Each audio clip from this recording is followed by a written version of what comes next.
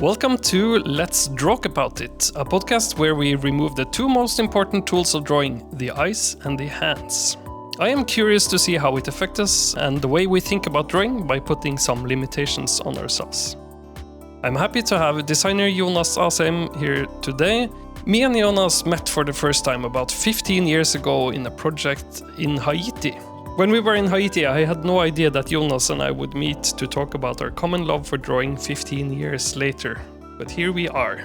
Jonas has a Master of Industrial Design from NTNU in Trondheim, where he is also teaching drawing to new students. Shortly after completing his studies, he started the design studio Nice with friends from the university. That after several years of successful project was included in Inventas studio, where he now works. Jonas, pulling inspiration from your studio's name, you have always struck me as a nice and open guy, welcoming and positive. What do you find to be nice about drawings?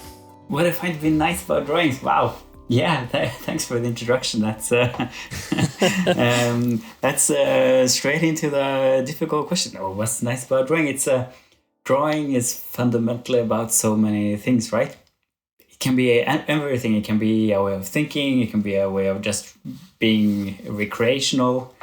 Yeah, it's like, what's nice about life? It's So you would say drawing is a reflection of life in some ways? Yeah, I think so. Indeed. Yeah. I mean, it's one of the first tools that we ever had as human beings. Just like looking at old cave paintings and everything, I think it's one of the first kind of activities that people did for more like recreational use. So yeah, I think it's very tied to everything, and I think it's a way of being. I think more people should do it. Absolutely. And you talk about one of the earliest forms of communication. Do you remember the first drawing you ever made? What situation were you in? What was the drawing about? Oh, the first drawing I ever made. That's a good Or at question. least maybe more the first drawing you remember making could be more easy to answer. I think I know that like the first drawings I probably made was like squiggles and like drawing people as faces with arms and legs, which is like a totally what everyone basically does when they first draw. I think what I remember mostly was I had a friend, or like we were like a duo all through the first school years, and he was just amazingly talented drawer. Like still today, it's just insane what he made. But we were like a duo that always found excuses to draw things. I remember mostly sitting in math class and drawing dragons, because dragons was the cool thing to draw, and dinosaurs, because they're very much interlinked. So I think that was kind of the first drawings that I can kind of distinctly remember. In the lecture you held for our students, you mentioned a development going from fascination for crisp, clean design renderings to more communicative and investigative sketches. How and why do you think this evolution happened in your drawing life? I think there are several things that affected this change for me. One factor is that I had this sketchbook. It was like a very classical high fidelity design rendering car design sketchbook that is made by the design school in Umeå in Sweden. They have this fantastic drawings. I was like really fascinated by that book. But by the end of that book, there was like a section about using the medium to get that feel of the drawing according to the medium you're using. So kind of in very much simpler terms, like if you're designing a product for kids, make kid-like drawings. So make simple drawings, use crayons and those kind of things. So I did that in my master thesis, which were about making treatment of toddlers with it's called RS virus at the hospital. So basically making games for them and see how that affected like the treatment outcomes. So that was kind of step one. I was like started doing more childlike, naive sketches, and I ended up showing it to a guest professor that we had there at that point, and he was like really really impressed by these kind of bad drawings and how they communicated something more than just the product. It kind of had some idea about what was the intention behind that idea, and kind of making it loose and not so concrete as to being a kind of a physical thing with a certain amount of chamfering and those kind of things. And it was also interesting because me and that professor, he ended up becoming a professor at the institute, and at some point we also did a design course together. His name is Matthijs van Dijk, and through this design course we kind of developed further this idea about kind of using sketching and drawing as something more than just communicating what the product is, but more about describing how interaction should be between a user and a product or a service or whatever before you're actually designing the service or the product in itself, so that you're kind of more aware about the contextual parameters of what you're trying to do. The other part of this is that I had a teaching arrangement at the university at NTNU, where I was teaching both product design drawing, which is like a very specific, weird way of, not necessarily weird, but it's like its own style of drawing product. And I taught that to both first and second year students, and then at the Department of Mechanical Engineering, because they also had a course about product visualization. But at the same time, I kind of felt it was a little bit at odds with how my own practice was, because more and more I was making these naive drawings about very complex systems and complex problems and those kind of things. Just the effect that we got from customers when doing this was like really something else. So when I then got hired to do this design course with the professor that I mentioned, it was kind of like a lot of things aligning at once, both in terms of thinking new about how to draw and also how to teach drawing, I guess. I think that this also relates to, for me, drawing is efficient, especially if you use efficient drawing techniques for the right situation. How do you find the balance between this kind of, because of course sometimes when you draw you can be fast and it can become a scratchy mess, and sometimes you can be efficient and make really simple naivistic but precise drawings. How do you deal with that balance? I think it really depends on what you're trying to communicate.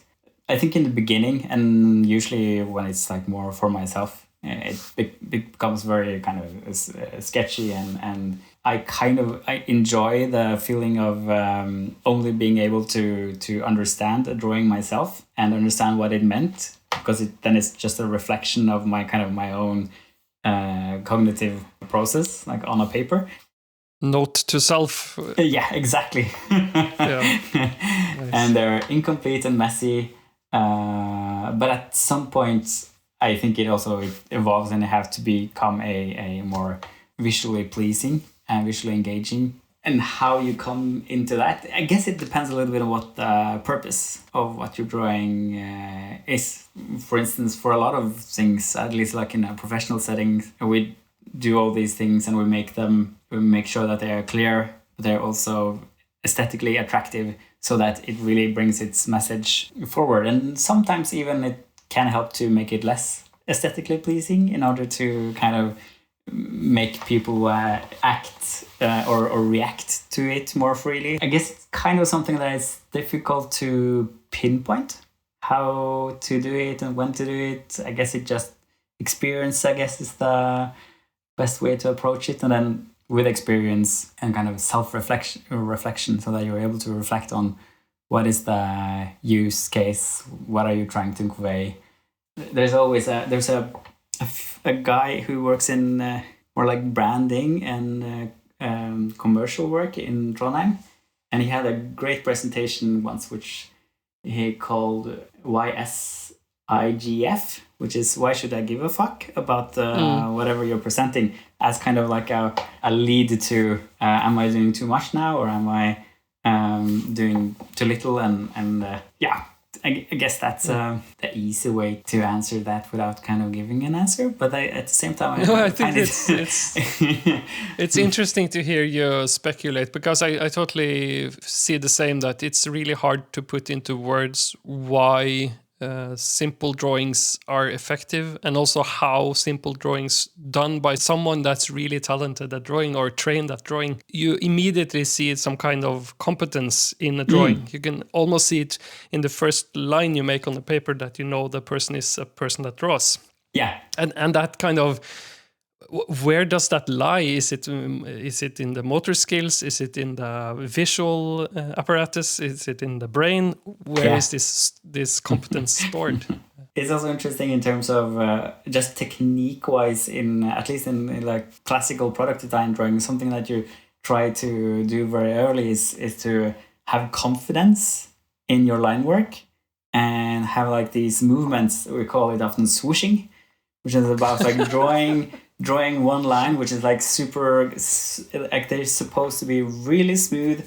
They're supposed to be accurate, but it's more about like the confidence part of it. So that is like one thing. But as you evolve and become like more and more proficient, and I find this also super fascinating about especially like architecture drawings. When you see like really good architects drawing, that they do the exact reverse. They have like the most like the line goes like a squiggle. It's really precise, but at the same time kind of messy.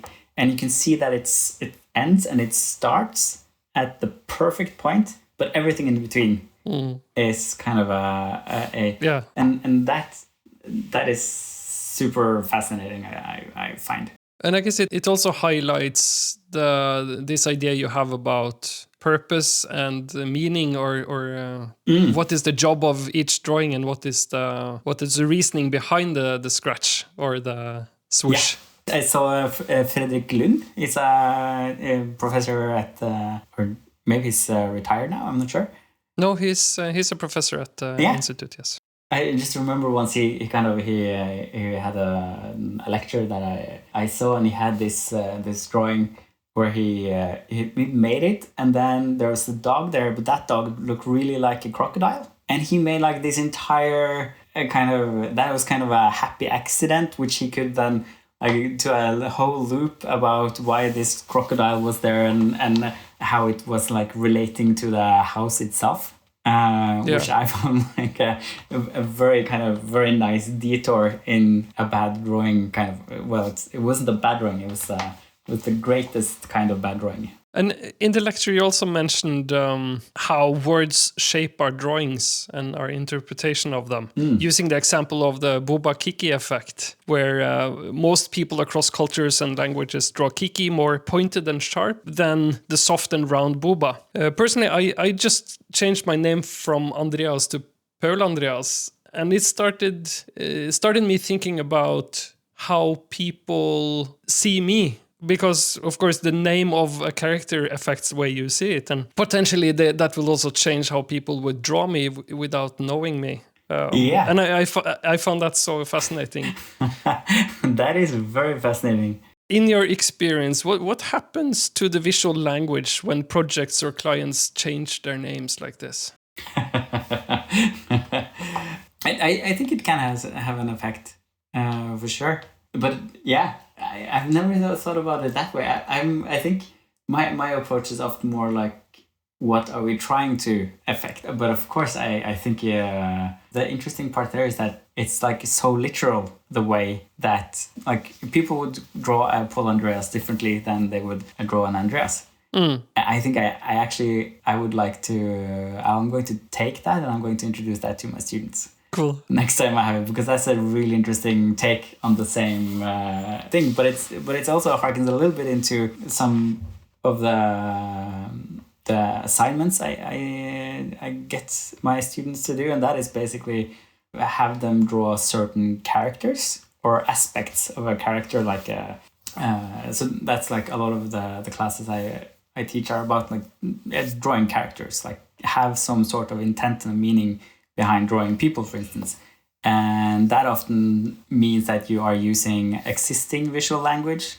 So for instance, if I ask people to draw like an accountant, they always end up more square and rigid in their visual meaning. And then you kind of suddenly you also cross into this kind of almost like an ethical dilemma with these things, is that we're applying so much of innate kind of bad representation of people. I can't remember there's a good common term for that. We have prejudices against... Prejudice, yeah, exactly. And that really comes into play very quickly. You end up mischaracterization. And it's also interesting to see how often people kind of come to terms with this. Like we ask people to draw a doctor, and they draw someone who's a male. Yeah.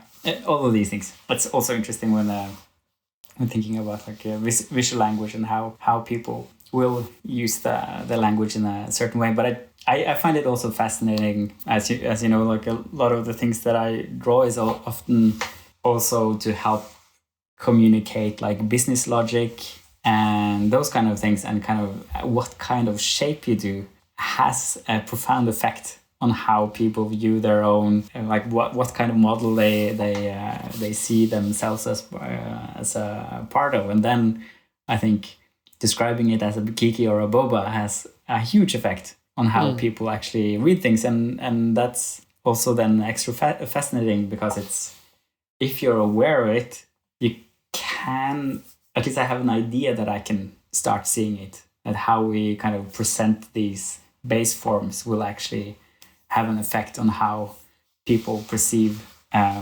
something as convoluted as like a value chain or something like that. I find that particularly interesting, the part of something that needs to be drawn in a complex way, but you can still get some benefit from simplifying, and oversimplifying sometimes even could be helpful to make things clearer, even though the system behind it is complex. The other part of that is I also find that there's a profound difference between some of these things. Like a business can ask a person can you explain this in a good way? And that's like one part of drawing. But you also see like a really, really huge difference between people drawing it because they have gotten an explanation from the people who kind of ordered like such a drawing of a system or a service or something like more abstract. But when you get the people that have actually worked with it to do it, it's just completely different.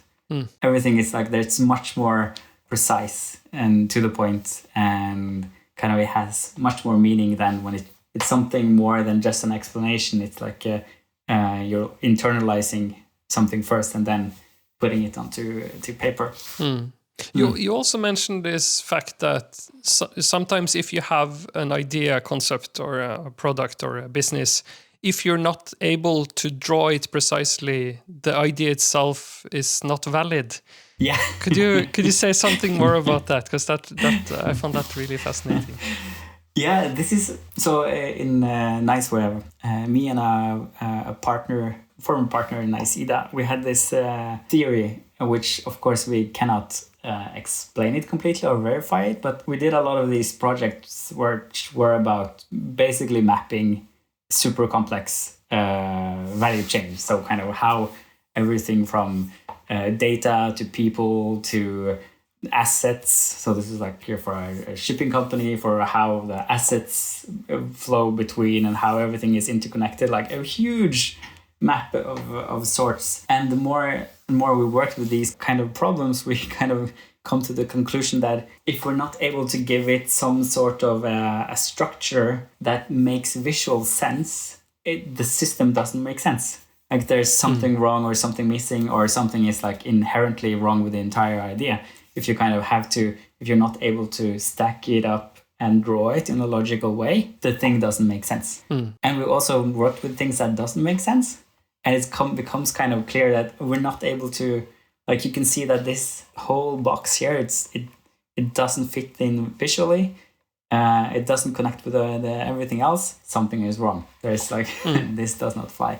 And this also, like we were working with a thing once where we also try to actively use metaphors sometimes in these things, and we were working on this engine metaphor, and we couldn't get it to work, and we just no, this doesn't make sense. We can't make it to fit. That means that the entire kind of business idea, there's something wrong here, and we discovered there was like something really wrong with that thing.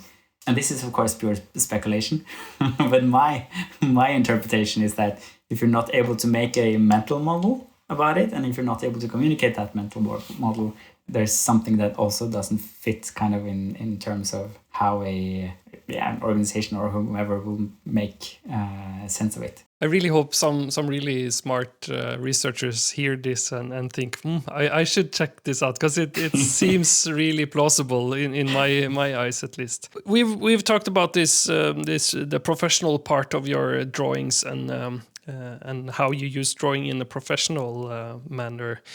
Do you also draw in your personal life, your everyday, I would say, normal life?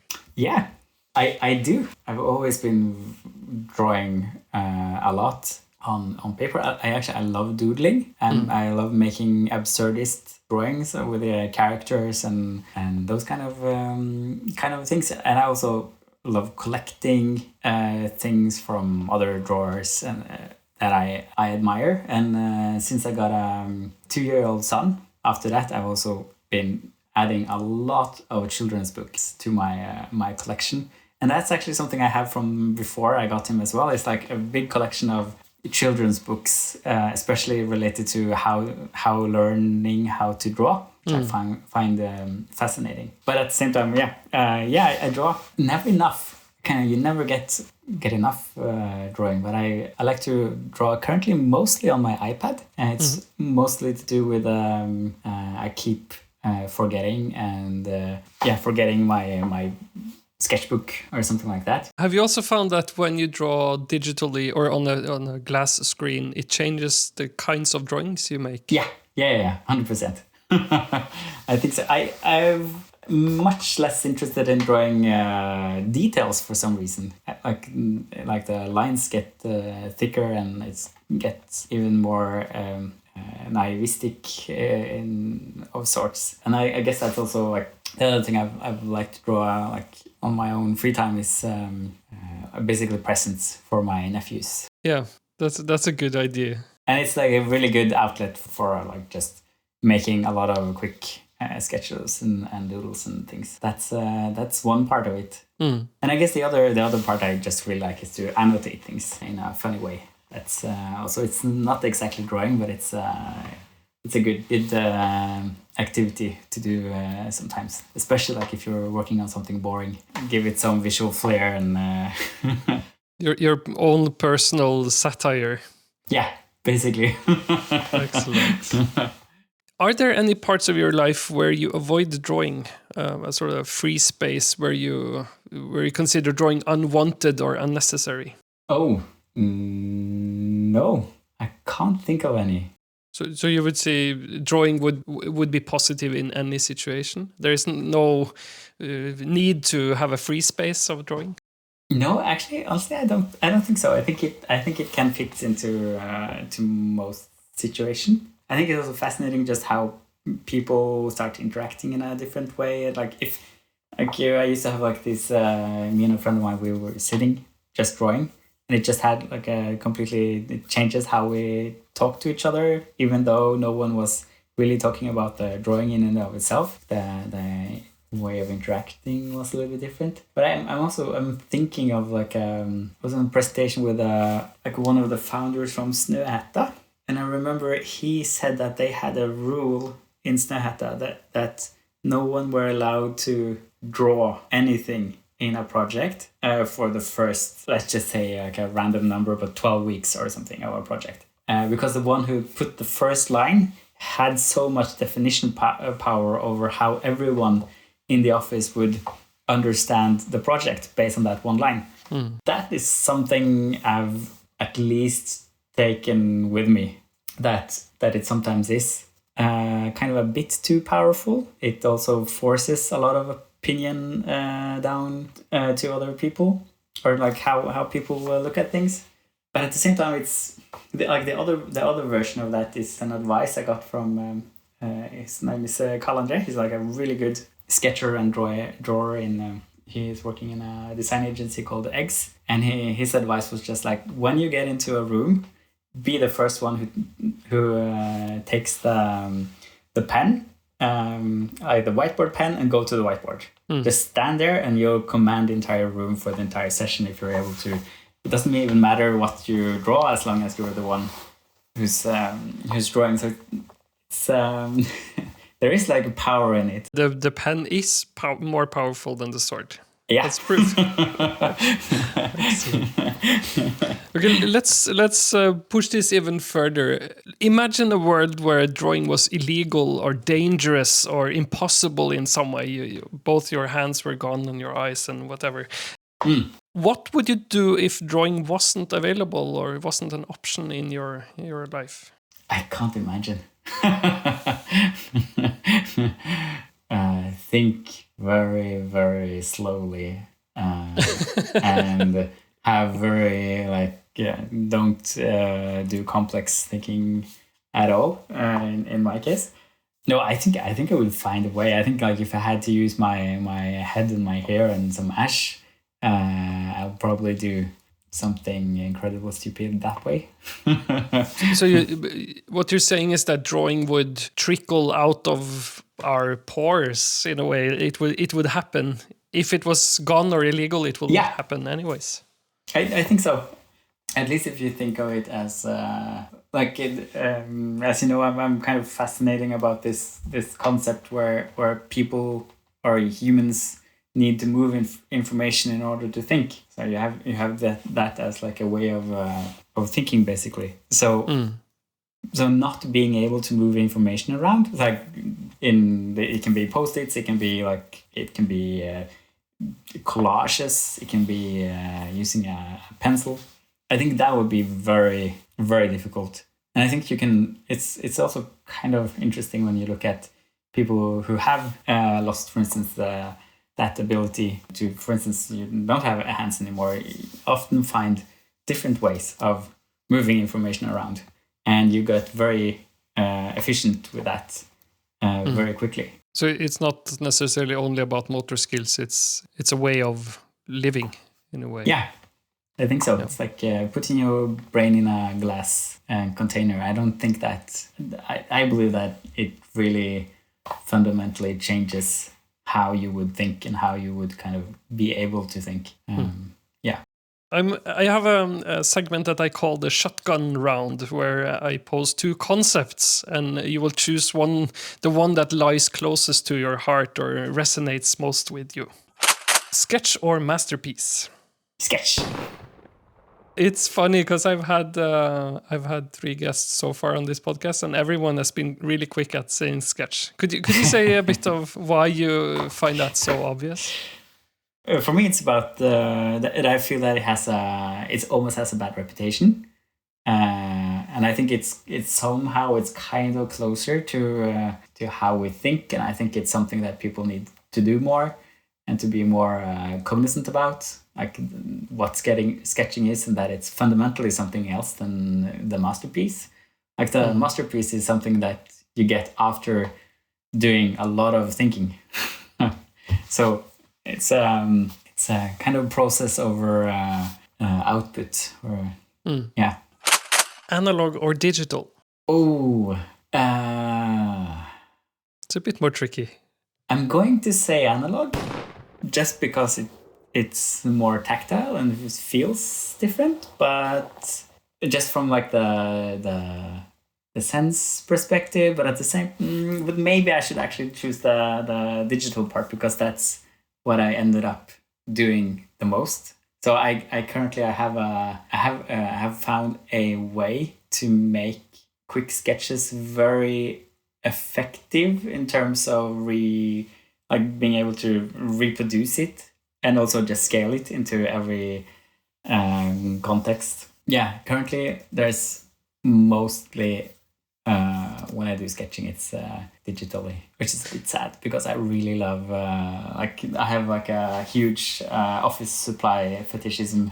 I have the same. I don't know if you see You see the cupboard behind me in the image? That's the cupboard that's full of drawing supplies. And I recently made a watercolor painting, and it was on one of the worst papers I found because I sort of felt afraid of using the expensive ones. Yeah, exactly. And it's so classic that you save this for the inspiration, and it's silly. Yeah, 100%. 2D or 3D? Ooh. Let's start with 2D. Yeah, that's the first thing that drops into your soul. Yeah. I think so. I think 3D it brings a lot of more complexity. It means you have to master a lot of things. It's very easy for people to recognize it as something wrong, or like when something is wrong without necessarily being able to say why. It just adds a lot of complexity into something that could be very, very simple. Grayscale or color? Oh, I'm going to say grayscale. I would love to be able to say color, but I find color being extremely difficult. Yeah, it's something I really wish I was more proficient with. I guess it's a bit like 2D and 3D that you make the next level of complexity. Yes. And it can sometimes overshadow whatever point you're making or trying to investigate. Yeah, definitely. I remember I was working with some architects once, and the client, we got a project, and the client was like, yeah, we want green handles on the doors. And that was the first meeting. Okay. And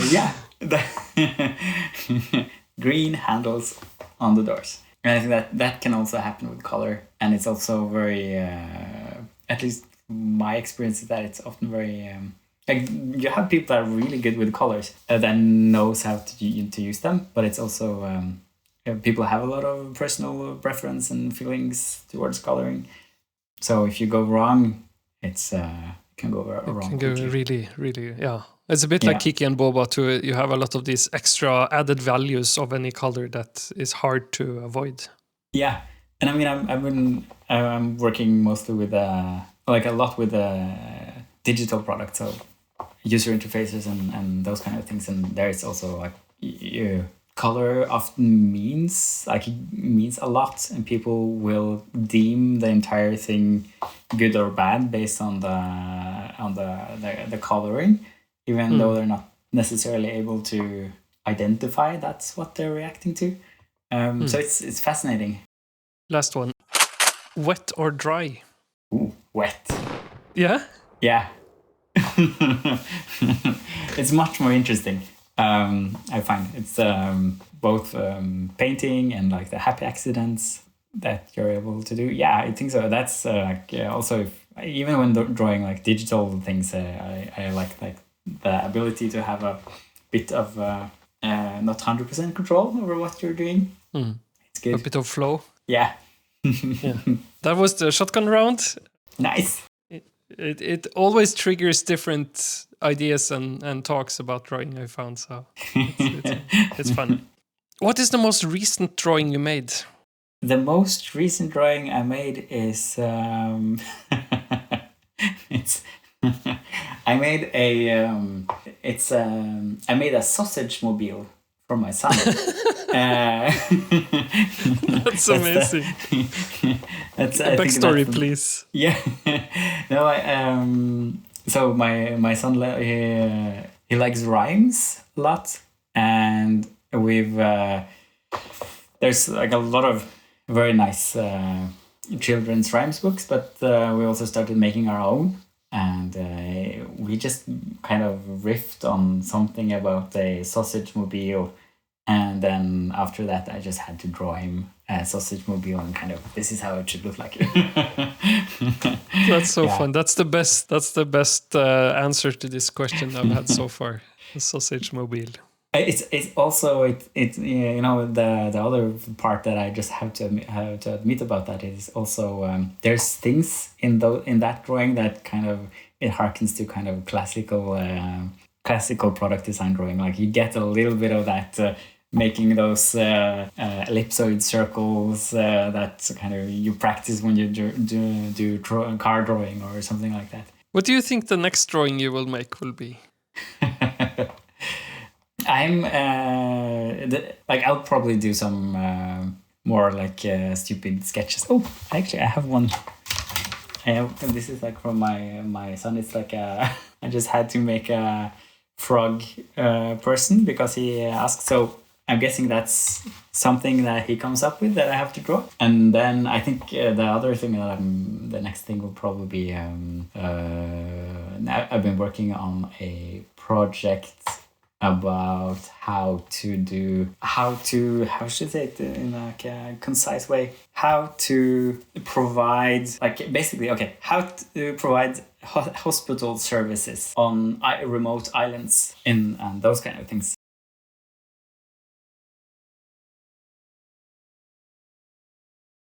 How that process looks like and how people will interact with this service over time. So I'm probably going to draw some very nice healthcare professionals doing video consulting, those kind of things. I think will be the next thing. I imagined a sausage boat. That would be also a very efficient way to bring healthcare to remote islands. You've been teaching drawing to students for many years now, and you seem very engaged with your work and your fascination for drawing as a mental phenomenon. What would be your number one advice to someone that's studying how to draw? I mean, the number one is just do it more. My focus, or what I find most fascinating, is the part where it's really about how it relates to the cognitive aspect of how you think and how you convey things in a simple manner. My thinking would be to recommend basically making things simpler, be very cognizant about try to explain things more in drawings. Don't just make the drawing of how the house is going to look like or how the product is going to be.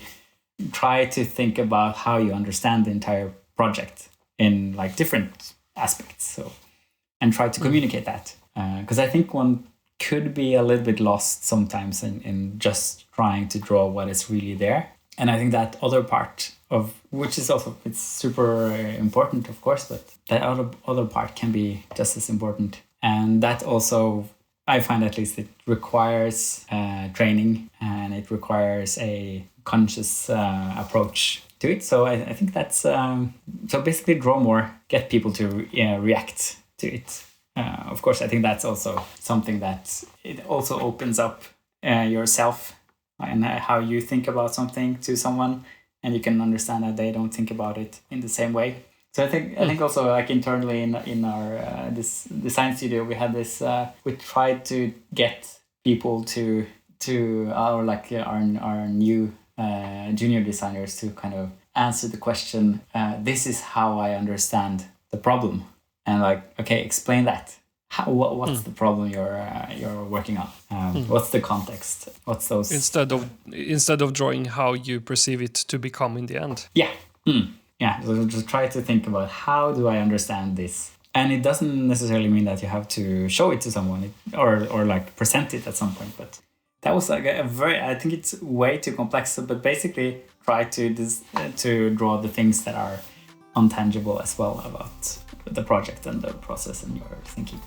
This talk has been really interesting to me, and I'm sure some of this resonates with the people listening too. For me, I think the most clear thing you're speaking about is, of course, the simplification and trying to make complex systems more tangible with drawing. Of course, a powerful part of drawing. But I guess the newest concept for me is the idea of drawing being a tool of power, something you could govern a room with.